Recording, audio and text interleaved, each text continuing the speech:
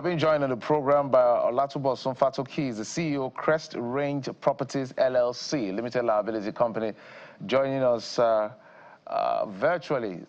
Mr. Bosun, thank you so much for coming on the program. Thank you so much for having me. When I read about some of the things you do and where you do it, I said, this man must be a very wealthy man. Am I wrong? Well, I wouldn't want to say much about that, but I mean, we can make a living, and we're making a living. So that's all I can say.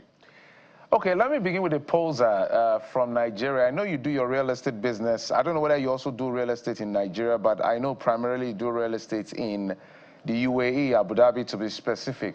But there has been some level of campaign against realtors. Will I say against? Some kind of an expose about the activities of realtors in Nigeria I would like you to speak to, and the pricing of properties in Nigeria, especially in the eyebrow area like Banana Island, Ikoyi, where I know a gentleman, I think on TikTok or on Instagram, who is always on their case saying he will bring a property, say, in Jersey or in LA or in some developed clime somewhere and put it side by side, the same price with the one we have in Nigeria. And when you look at the one in LA and look at some of the ones in Nigeria, like a mansion versus a hostel, but they're the same price. So in your view, are real estate, especially the high end of the 1% or the 1% overpriced? Well, I would say that in some instances it looked overpriced, and on the other side, if you look at the economic factor, comparing the Nigerian real estate industry to the international market, it's a bit of there's a huge gap and there's a huge difference in terms of you know, the way and how real estate is run abroad and compared to Nigeria. However, it is I feel there's a gap that needs to be bridged. I feel in some aspects Nigerian real estate is not overpriced, going by what they offer, going by how things are put together, going by the infrastructures and the quality that the developers are bringing from abroad, and you know, going by the exchange rates of how they import most of their materials into the country.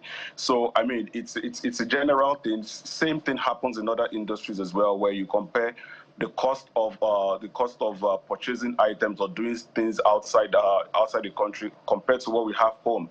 It still goes down to the economy, and I feel like yes, there's still a bit of gap and a bit of overpricing.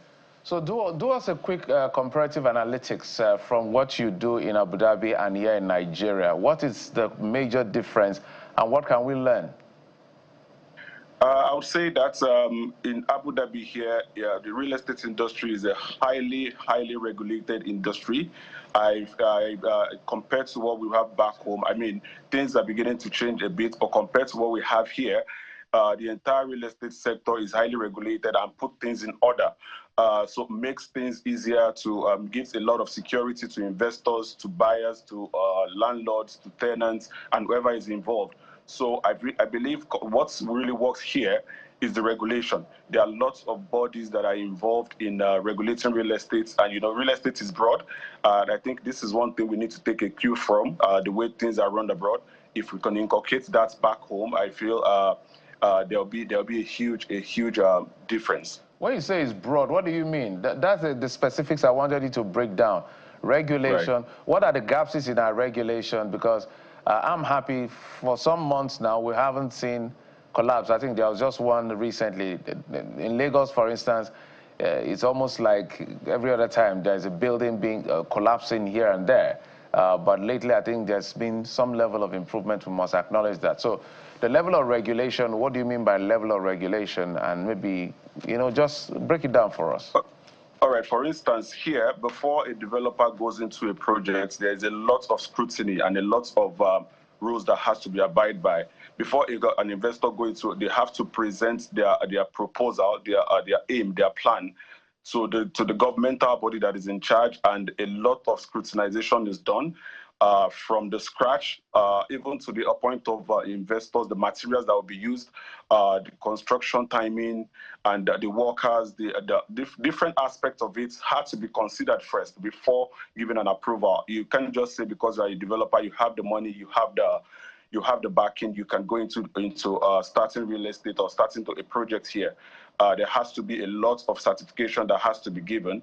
And I feel like if this is also looked into, if developers are made to open up on their plans, for instance, here, if you're a developer, before you start a project, you have to show to the government that, oh, I have the funds, I have the capacity to see over this project without investors' funds. I don't depend on the investors. So unlike what we have in some aspects of our industry back home, where the projects are being done with funds. At the moment the project is launched, they start selling to accumulate funds to proceed.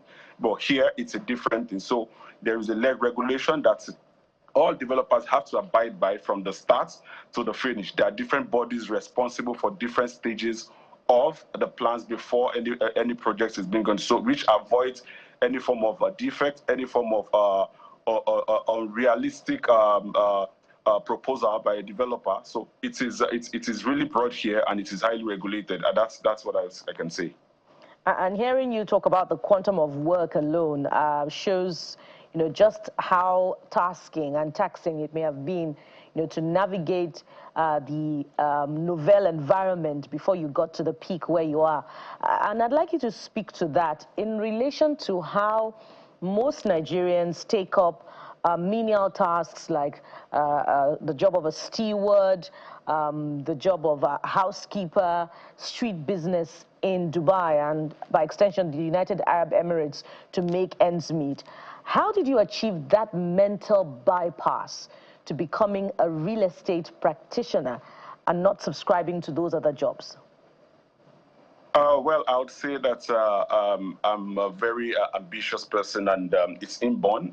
When I came into this country in 2016, I'm one person that when I get to any environment, I want to study and take advantage of the environment to know what the environment needs me for, not what I need from the environment. I feel like we all started from somewhere, with so due respect to everyone that took up the menial jobs as well. We all started from somewhere, but there is a mental block that I have removed from my mental space while coming here, knowing fully well that I have the goal, I have the drive, I have a dream, and I was just ready to follow it. So I started off just like every other person. It wasn't easy in the beginning, and I mean, it was just a determination to keep learning what the country can offer, what the cities can offer, to keep growing in the market and try to start to meet people. So I think this is what worked for me.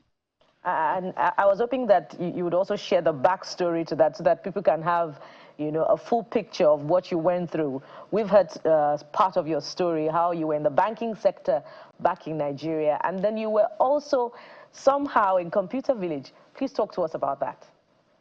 Right. I mean, I was on the banking sector in 2009, 2010, when there was a massive layoff. So I tried other options to work, but I've been a salesperson all my life. So I'm one of the few people that I know can sell you to you, if you know what that means.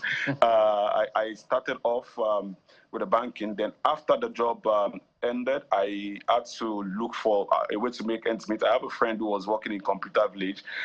So I joined in there, started to sell phone on the streets, getting from one person. I never had a shop, so I started getting from one person. But at the back of my mind, this wasn't my final destination. While I was doing that, I was still job hunting.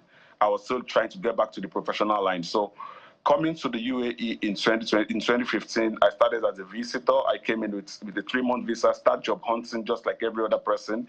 But I looked at the country and I was like, okay, what can I do? What is it that, in this sales that I have passion for? What industry can I get to that could offer me job security and that can make me strive? So I looked around and I saw that the country is a growing country. Lots of projects were ongoing. People were coming in and out. So what do people need that cannot get out of style? And that is having a shelter over everyone's head. So I decided to pick up real estate, and that's how it all started. It wasn't easy. It was a long journey. I mean, I started in Dubai while I live in Abu Dhabi. So I was traveling to Dubai every day without no car, without no driver's license. A lot of time I stayed in the metro station just to get to clients, and the story is a long one, but we thank God for where we are today. Fantastic story. Quite inspiring, if you ask me. And I'm sure a lot of people who now know your story are quite inspired for what you've been able to achieve. Latubasun Fatoki, CEO, Crest Range Properties LLC, joining us from Abu Dhabi in the UAE, bringing us up to speed as to his enterprise. Thank you, sir, for coming on the program. Thank you so much for having me. All right, we'll take a quick break. When we come back, we'll get to the next leg of the conversation, and that's to do with technology. Join us again in just a moment. We'll be right back.